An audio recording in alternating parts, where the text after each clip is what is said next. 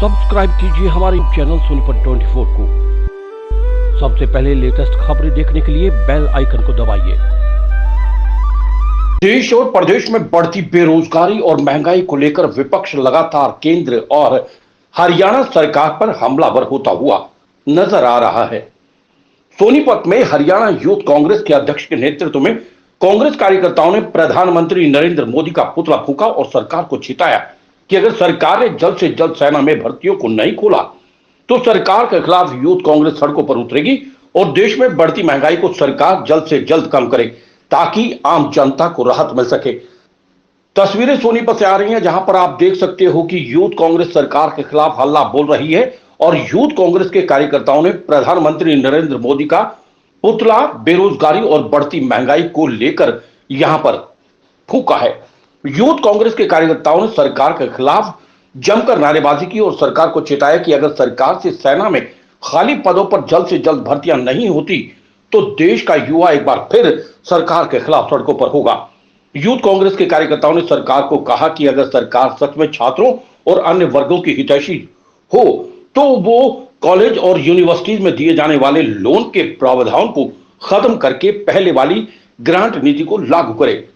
सोनीपत 24 के लिए श्याम वशिष्ठ के साथ रमेश कुमार की रिपोर्ट। देखिए जी, पिछले 2.5-3 सालों से सेना की भर्ती हमारे देश में नहीं हुई है, जिसको लेकर अगर मैं देश की बात करूं तो देश में तो बेरोजगारी का आलम है ही है और हरियाणा प्रदेश जो बेरोजगारी में नंबर 1 पर है। तो हरियाणा में बेरोजगारी सरकारी भर्तियां और सेना भर्ती को लेकर चरम सीमा पर है।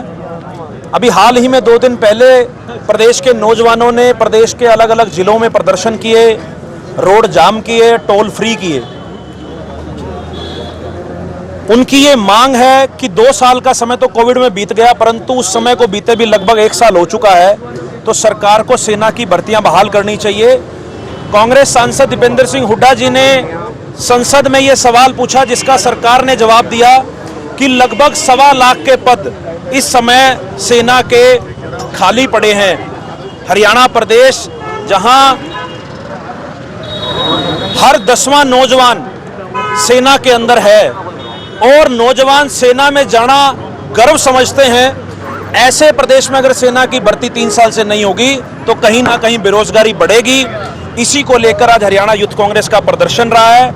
हम केंद्र सरकार से, मोदी सरकार से ये मांग करते हैं कि सरकार जल्दी ही सेना की भर्ती बहाल करे ताकि हरियाणा के नौजवानों को रोजगार मिल सके। देखिए, युवा कांग्रेस हमेशा ही जब देश में कोई भी आपदा या विपदा या किसी भी प्रकार की महंगाई की बात हो, चाहे युवाओं की हक की बात हो, वो हमेशा युवा कांग्रेस उठाती रही है।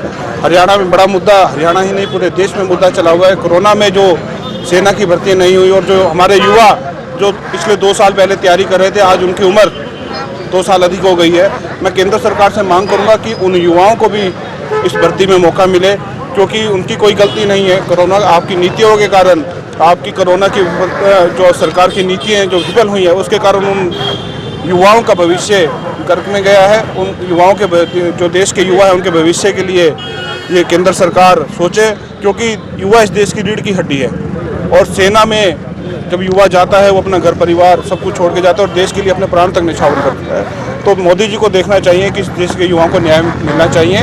और जहाँ तक युवा कांग्रेस की बात है, युवा कांग्रेस अभी अपना संगठन को जो और हरियाणा में मजबूत कर रही है और जो भी मुद्दे रहेंगे, चाहे वो पेट्रोल डीजल की महंगाई हो, गैस की महंगाई हो, उसको लेकर हर जगह हम पूरे प्रदेश में विरोध प्रदर्शन करेंगे और आवाज उठाते रहेंगे। चौधरी साहब, यूजीसी ग्रांट है वो सरकार ने खत्म कर दिया, अब लोन देने की व्यवस्था है वो की गई है यूनिवर्सिटीज में, उसको लेकर सरकार कह रही है कि अच्छा कदम है, शिक्षा नीति है वो बेहतर होगी, उसको लेकर कांग्रेस का क्या? आप ये बताइए कि ग्रांट दे के लोन वो लोन दे रहे हैं, लोन से कभी लोन की किस्त तो भी देनी पड़ेगी। इससे अच्छा आप युवाओं को आप स्कॉलरशिप दीजिए, यूनिवर्सिटीज को आप पैसा दीजिए पढ़ाने के लिए। लोन देकर आप क्या दिखाना चाहते हो कि कल को लोन की भरपाई नहीं करेगी तो यूनिवर्सिटीज बंद हो जाएगी, उनके बच्चों का भविष्य तो फिर खराब हो जाएगा, वो अपनी पढ़ाई पूरी नहीं कर पाएंगे। यूथ कांग्रेस किस तरह से रणनीति बना रही है इनके खिलाफ प्रदर्शन करने की? यूथ कांग्रेस ने अभी भी हमारा जब कुरुक्षेत्र में इससे पिछली मीटिंग थी तो हमने जाके हमारे एक मेडिकल कॉलेज के छात्र थे जिनके पक्ष में हमने आवाज़ उठाई और हमारे प्रदेश के युवा अध्यक्ष जो हैं इस मामले को लगातार हरियाणा युवा की इकाई जो है इस मामले को उठा रही है। और जहाँ पे भी हरियाणा युवा कांग्रेस में कोई भी हमारे युवा साथियों से अत्याचार होगा या कोई भी महंगाई की बात हो, जैसे मैंने पहले भी बताया, तो युवा कांग्रेस की पूर्ण बढ़ चढ़ के भाग लेगी और आवाज इस हरियाणा की प्रदेश बीजेपी सरकार तो कह रही है कि 10,000 नौकरियां हमने दी हैं, प्राइवेट सेक्टर में नौकरियां हम दे रहे हैं। अभी देखिए आप, हरियाणा बेरोजगारी में नंबर 1 प्रदेश है, ये मैं नहीं कह रहा हूँ, ये सरकारी आंकड़े हैं कि हरियाणा में कोई प्रदेश नंबर 1 है बेरोजगारी में, तो वो हरियाणा है। तो कहाँ से नौकरियां दे रहे हैं, कहाँ नौकरियां मिल रही हैं? आज हरियाणा से इंडस्ट्री जा रही है, नए उद्योग आ नहीं रहे हैं, सरकारी नौकरी में भर्तियां निकल नहीं रही हैं, इस देश का युवा परेशान है। तो कहाँ से मेरे को आप बताइए कि नौकरी मिल रही है? सिलेंडर के 50 रुपये 2-3 दिन पहले बढ़े, उसको किस तरह से? देखिए, इन्होंने पहले उज्ज्वला स्कीम में फ्री में सिलेंडर बांटे और ये कहते थे कि भाई हम माताओं को सुखी जीवन देना चाहते हैं, हमारी माताएं धुएं से मर रही है। आज इन्होंने सिलेंडर दे तो दिए, लेकिन वो वसूली फिर रेट बढ़ा के करे जा रहे हैं उन सिलेंडर की, और इस देश की महिलाओं के साथ जो उन्होंने धोखा किया है उसका जवाब इस देश की महिलाएं आने वाले चुनाव में देंगी और इनके मुंह पे करारा तमाचा मार के जवाब देंगी।